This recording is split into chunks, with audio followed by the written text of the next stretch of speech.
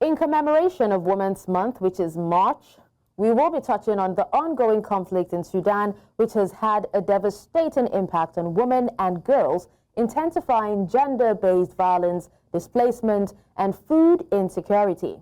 Now, women and girls, making up more than half of those displaced, face extreme vulnerability in conflict zones like Khartoum, Darfur, and Kordofan, where access to essential services is severely limited. But despite these hardships, Sudanese women continue to show resilience, speaking out about their struggles and demanding change. As the crisis deepens, one pressing question remains: how can the world move beyond temporary aid and ensure long-term safety and justice, empowerment for Sudanese women and girls? Equality empowerment for all women and girls. This is our call on this International Women's Day. As the United Nations Victims' Rights Advocate, my mandate is to prioritize the rights and dignity of victims and survivors of sexual exploitation and abuse by United Nations and related personnel.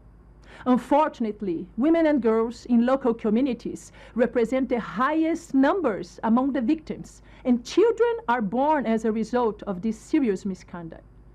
We need to make sure that these women and girls feel safe to report, and when they do so, we need to listen to their needs and wishes. I advocate to ensure they have a voice, assistance, and justice.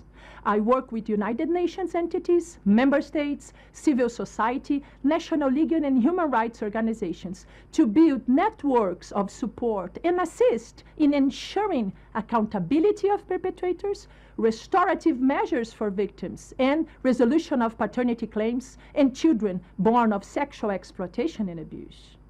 We must never forget, victims and survivors have the right to be respected, heard, protected, and to receive assistance and support. They have the right to seek justice and accountability, to be informed about their cases, and to decide how they wish to be involved in the process. They also have the right to legal remedies, privacy, confidentiality, and they have the right to complain about the treatment they receive. Today, as every day, we need to ensure that all women and girls, including victims and survivors of sexual exploitation and abuse, have their rights respected, are treated equally without any kind of discrimination, and are empowered to live their lives with dignity. Let's take action for all women and girls and put victims' rights first.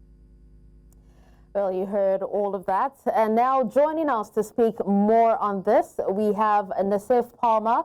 She is UN Victims' Rights Advocate and Assistant Secretary General. Thank you so much for joining me. And also I'm joined by Dr.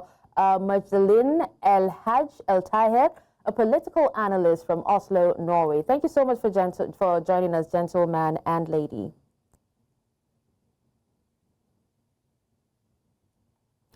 All right, well, moving on, let me start with you, Nassif. Now, a recent UN Women press release noted that the number of people in need of gender-based violence services has doubled. That is like 100% increase in gender-based violence since the beginning of the conflict in Sudan. Now, with 6.7 million at risk as well, do you believe that this figure reflects the full extent of the crisis, or is it, the true scale, or is the true scale even greater due to underreporting? Nassif? All right, we'll take a quick break and try to reconnect with them. Welcome back. Now, we have been able to reconnect with Dr. Majduline El-Haj El-Tahir. She's a political analyst in Oslo, Norway, and she'll be speaking about, since we're commemorating Women's Month, which is March, she'll be talking about, all the challenges that the women in Sudan are facing and how they can overcome it. Thank you so much for staying with us, Dr. El-Tahir. You're welcome. Thank you for inviting me. You're welcome. So now I was talking about, a recent UN Women press release, that noted the number of people in need of gender-based violence services, which has doubled, to like 100% increase in gender-based violence since the conflict in Sudan began, with 6.7 million as well still at risk. Now, I was asking if you believe that this figure reflects the full extent of the crisis, or is the true scale even greater due to underreporting? I believe there is a huge underreporting because of several reasons. One of them is that when the militia or the SAF, both parties both warring parties, when they attack a village, people or a town or a major city like the capital, people flee. And therefore, it is very difficult to get them to testify. Like there are test centers and there are facilities, but they never reach there. Many people, they never reached that point. Many people go missing. Many women commit suicide in the process. Many actually, right after being raped, gang raped, they leave that place and they die on the road. So I think the statistics are gravely underreported, and despite the fact that there are many organizations who are working and many people and volunteers taking a huge risk trying to build a picture with exact numbers and statistics and so on, but what they do get is only just a part, a small percentage of the actual picture. Because, like I said, many victims simply are unaccounted for. We don't know where they are.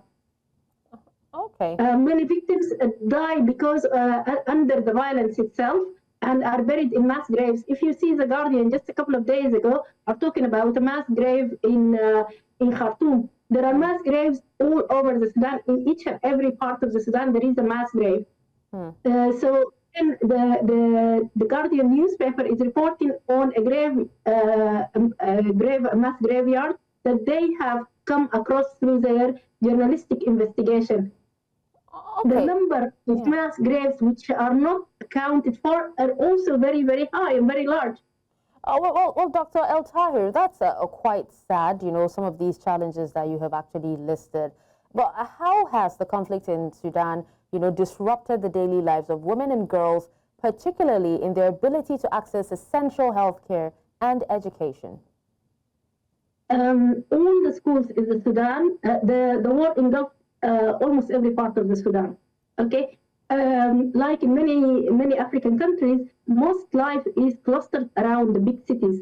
The magnitude of the atrocities of this war is because it attacked the main cities. It attacked Khartoum. In Khartoum, there were about 8 to 9 million people.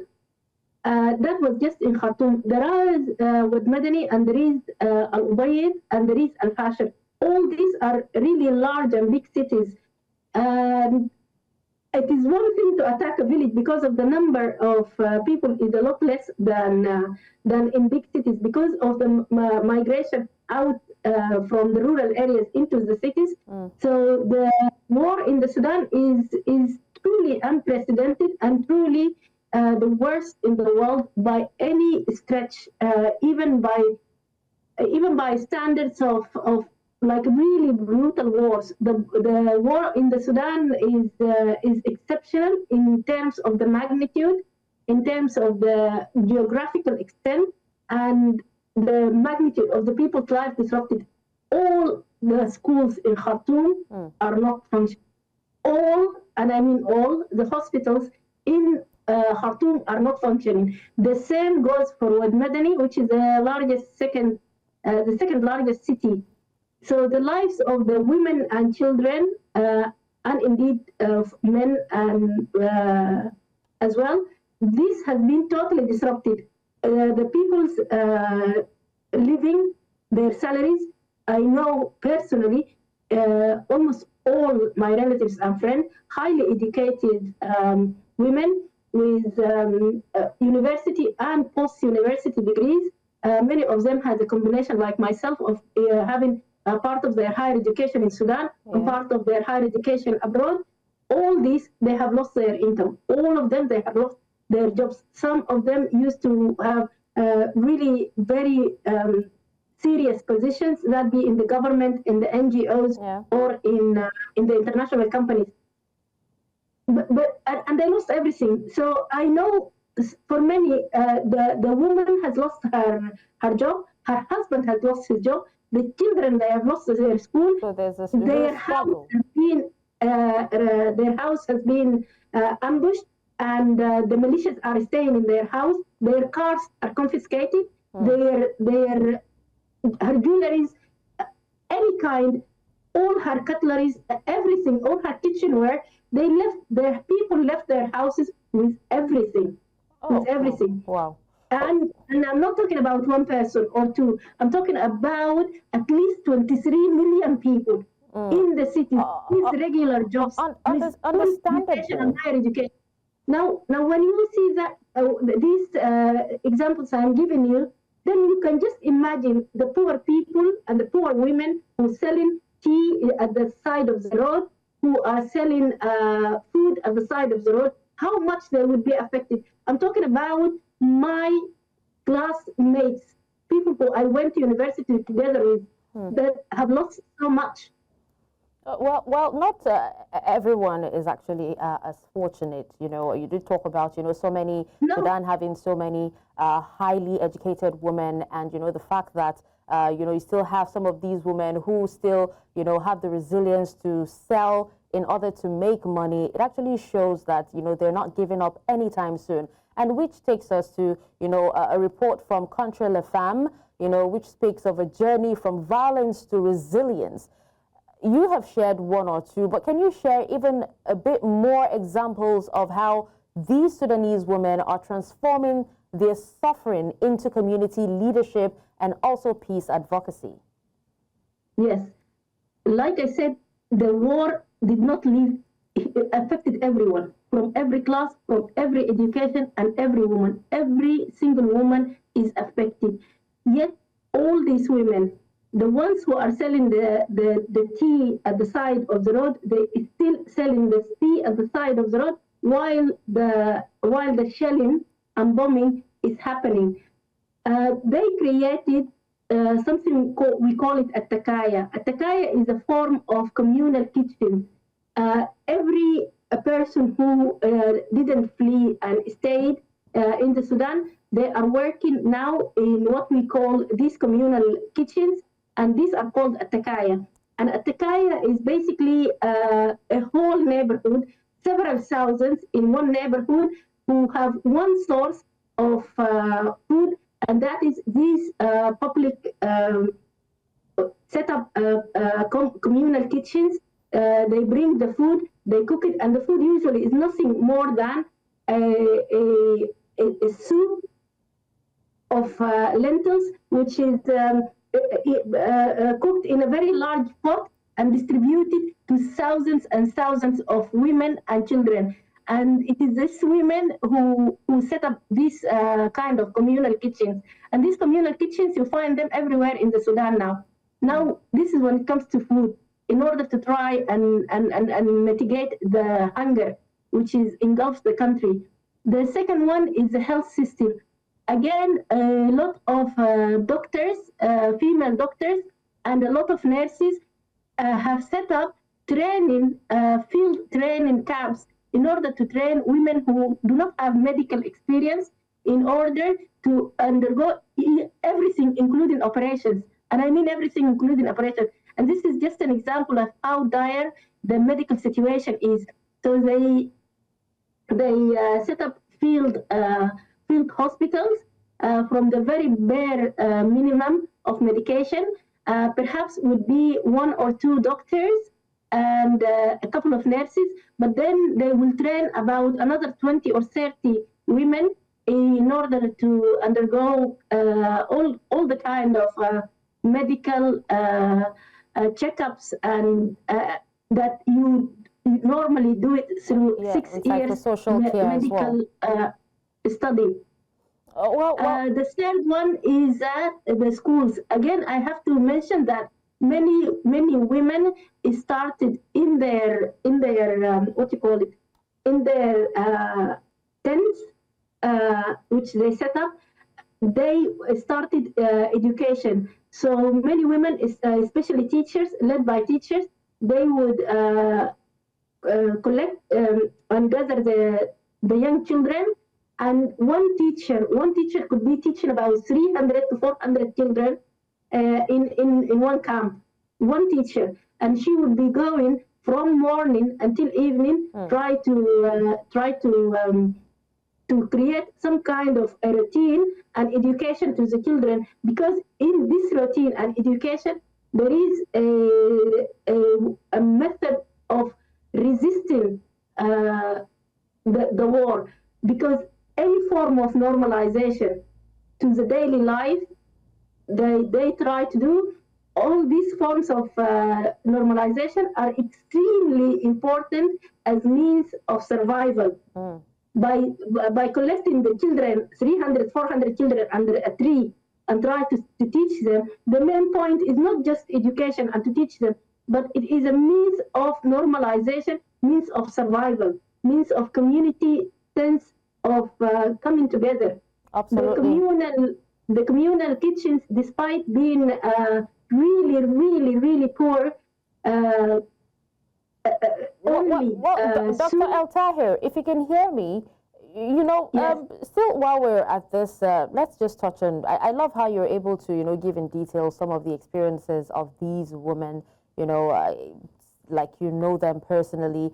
And, you know, I would like us to touch on something that's a bit more, you know, touchy, if I must say. Now, recent testimonies actually suggest that sexual violence is being used as a tactic of war. Now, in your view, how can the international community improve efforts to document these crimes that are being perpetrated on these women and girls, and also to hold the perpetrators accountable? I think, first of all, I would like really to thank you for highlighting the issues of the war in Sudan. In the Sudan, we call it the forgotten war. Why do we call it the forgotten war? Because there are documents, there are testimonies, there are a large number of testimonies, despite a lot of it, as I said in the beginning, is underreported. There are documents. Sudanese activists are available and working. Sudanese women who have experienced these atrocities and rape and gang rapes and violence, they are available for testimonies.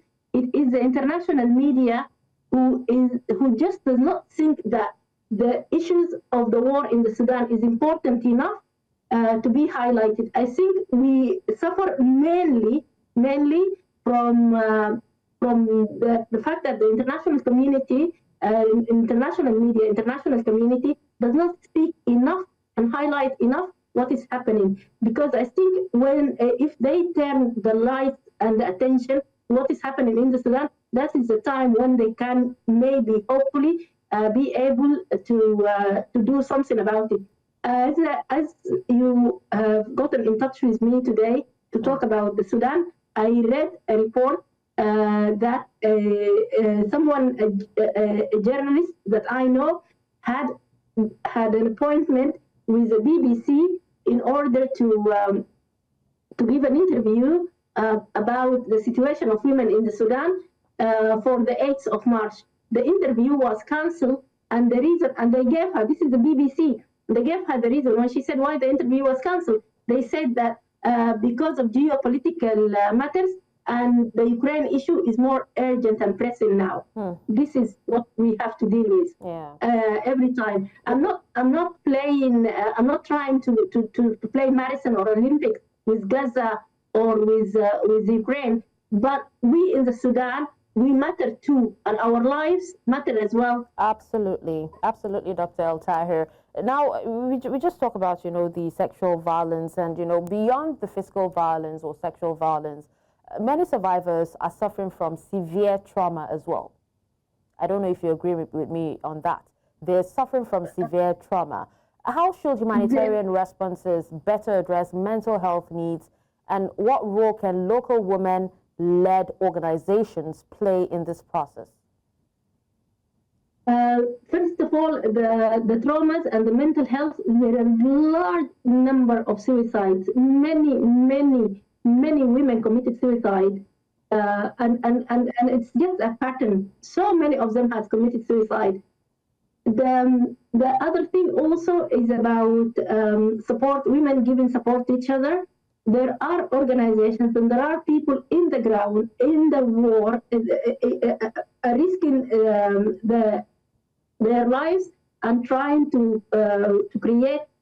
Some of them are specialized psychiatrists, but also they're trying to create this kind of bond and this kind of arenas whereby the victim can feel a sense of support and surrounded, and the ability to talk as well. So there are a lot of activities around the refugee camps and around the clusters where people are clustering after they flee an area which has been hit by the war. There is a special kind of session, if you would call them, whereby they would sit and she will talk about her experience and she will be given the support. But there is also, she will also meet with other women who experience the same. And in that in itself creates a kind of solidarity between the victims of rape and solidarity between them and those who were fortunate enough not to have experienced it, but understand it and sympathize as well. I must also underscore the role of the Sudanese women abroad who fled the country or those who were already staying abroad. They have, thankfully to the internet and WhatsApp connections and so on. So there is a lot of communication between the Sudanese abroad, outside the Sudan, and the Sudanese who are in the Sudan. And that in terms of many things. And I tell you, the pledges for famine and for the humanitarian support for the people of the Sudan came predominantly. I really can't put a figure and a statistic to it, but I would say with a good conscience that over 50% of the aid that arrives in the Sudan comes from the Sudanese in the diaspora, the Sudanese who have fled the country because of the failure of the international community to address the humanitarian situation in the Sudan and the human rights situation in the Sudan. And this is our constant struggle to try to get a space, to try to get a voice, to try to get a place in the table of atrocities that we also do matter. And to be very honest, a lot of Sudanese do not have any trust in the international community at all. What about in the media? What about trust in the media? You know, especially we know that many survivors actually face cultural stigma and the fear of retribution as well. You know, if they speak out about whatever it is, you know, that they're going through, you know, as women, is the media and civil society doing enough to help amplify their voices without compromising their safety? They are doing more than enough. They are working in truly impossible circumstances. They are doing the civil societies, the civil groups in Sudan and abroad. They are doing everything they can. And like you said, the complexities of violence against women is so complex, and it is surrounded by so many taboos and difficulties. And if we put the taboos aside and the difficulties aside, the perpetrators themselves, it can be if you talk, you're not only subjecting yourself. If you talk about the violence publicly, you're not only subjecting yourself to a repeat of the crime. You are subjecting your sisters and your daughters and your friends and your cousins for the same kind of, in order to silence you, as a means of silencing you. You are risking the crime being repeated and then repeated to the people who are close to you. And for that, I actually know a case. I do know a case whereby the girl protested. They raped her sister in front of her, so that they wanted to teach her a lesson, that you we're going to do this to you, and you're going to be quiet, and you're not going to say anything about it. All right. Well, I think with this, I would just say that if I could give you just 1 minute to be able to wrap up your thoughts and, you know, give your final words just before we wrap up this segment. My 1 minute message is that and I really mean this because I am in Nigerian TV. The world is becoming very brutal, and every day is becoming more and more brutal. The fight for resources is taking away our mothers and sisters and children and husbands. And we as Africans, we really have to stick together because it is becoming very difficult. And I think the African Union and the African countries have a role to play in protecting each other, in standing by each other, and in supporting each other, because no one else is going to support us. Wow. Well, thank you so much, Dr. Tahir. We really, really appreciate, your time and for speaking to us from personal experience and experiences of others that are close to you. We really, really appreciate you. Dr. Majduline El-Haj El-Tahir, political analyst in Norway. Thank you so much. Thank you. Thank you for highlighting the issue of Sudan. It's a pleasure.